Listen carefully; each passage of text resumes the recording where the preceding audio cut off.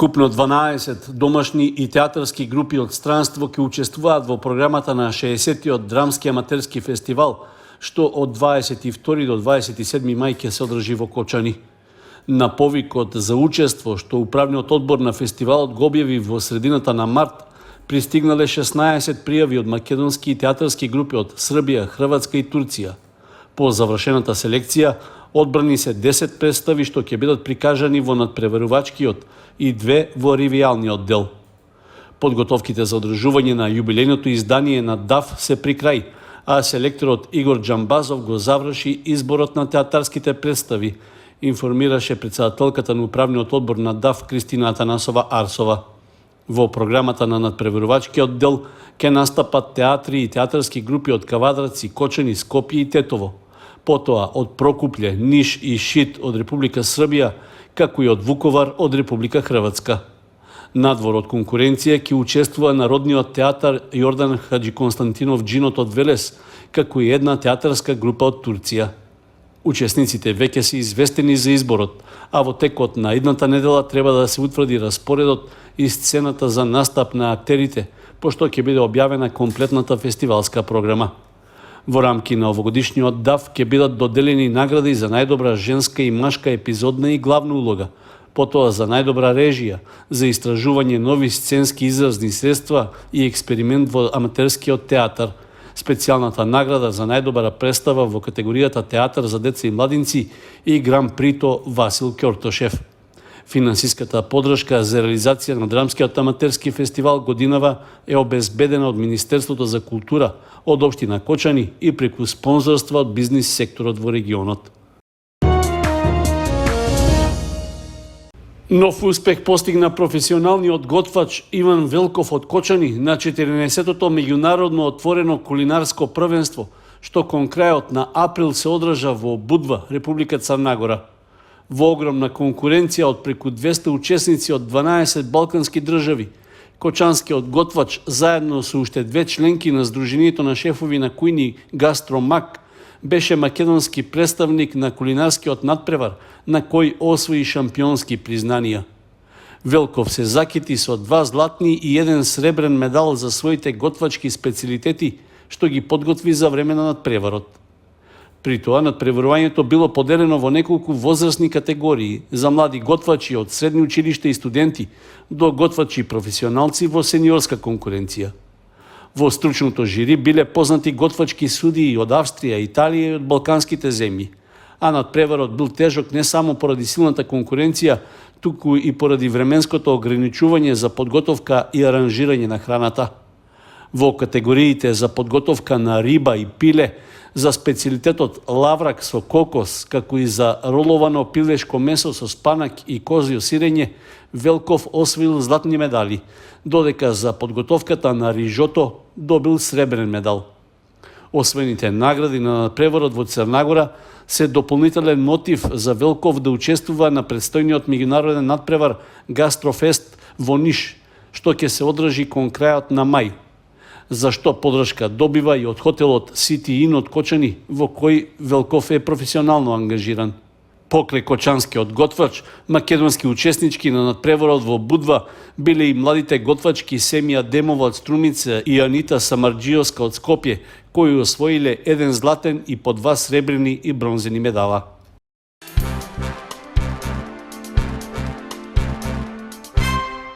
Сдруженијето на пензионери од Кочани беше организатор и домакин на регионална музичка ревија, на која настапија фолклорни музички групи од сдруженијата од соседните општини.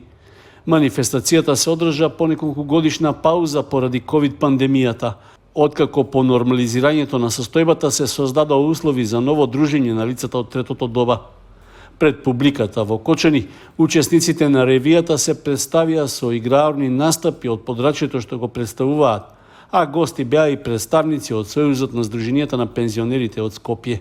Музичките реви на песна, музика и игри се врв на пензионерското организирање, бидејќи основната мисија нивна е да се сочува нашиот национален фолклор, да се да се спасат од заборав народните песни, да се изведат носите од сандаците, бидејќи ние најмалку сакаме тие да бидат изложени во музејските витрини, туку сакаме да ги носат нашите пензионерки.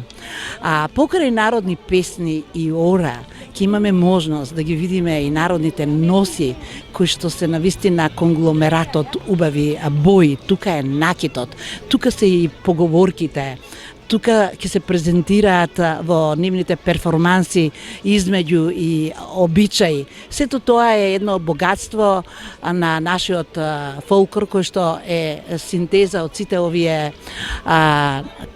работи што јас сега ги наведов, бидејќи обично се мисли дека фолклорот е песната и орото. Не, фолклорот е синтеза на многу активности кои што нашите народи, нашите предци ги пренесувале со генерации. На музичката ревија во Кочани беше нагласено дека ова е еден од начините за почесто дружење на пензионерите од различни градови, како и за јакнење на соживотот и меѓусебното разбирање. Во рамки на ревијата се одржа и фолклорно дефиле по улиците во централното градско подрачје на Кочани. Комуналното одржување на јавните површини во урбаните средини е една од најчестите теми за кои реагираат граѓаните, зашто често преку медиумите упатуваат и апели до надлежните за преземање соодветни мерки. Еден од примерите за кои пристигна реакција се детските игралишта, чие користење е отежнато поради несоодветното одржување. Зараснати во висока трева, клупите и детските реквизити одвај се гледаат, а проблематичен е и пристапот до нив. Страевот од појава на змии и инсекти ги остава резервирани родителите, кои своите деца воопшто не ги носат на просторот што е предвиден за нив. Пример за доцнење во комуналното одржување е детското игралиште во населбата Калиманова глава. Таму тревата не е искосена од поодамна, а врнежите од дожд и влажната почва дополнително преднесуваат таа да стане бујна и густа. Поради тоа граѓаните упатија апел до надлежните служби во комуналното предпријатие Водовод да излезат на терен и да ја средат околината на игралиштата. Со тоа ќе им овозможат на најмладите да ги користат за функцијата за која и се поставени. Слични апели деновиве имаше и за приодите до јавните објекти, на улицата Кирил Методиј кај црквата Свети Ѓорги, на влезот во Кочани, кај градскиот стадион и на неколку други локации.